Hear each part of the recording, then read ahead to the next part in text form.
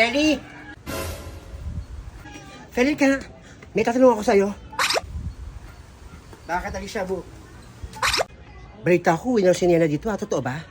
Uwi na ba si Nena galing Dubai? Tinawag mo ako para tanungin kung kailan uwi ni Nena? Huh.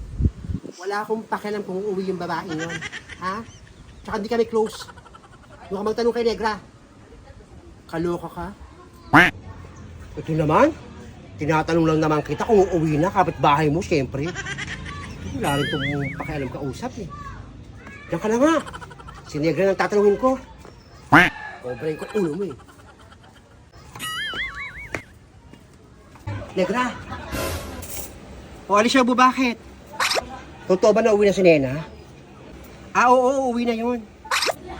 O dumating naman si Nena, sabi mo, baka pwede ako bigyan ng tsokolate kay yung lotion yung Alyssa Mask. O kaya ni Bea. Kasi hilang sa skin ko yun eh. Ano ko? Ikaw ang magsabi, no? Ako atong kaibigan, hindi ako nanghihingi. Hihintay ng pasalubong kay Nene. Ikaw pa?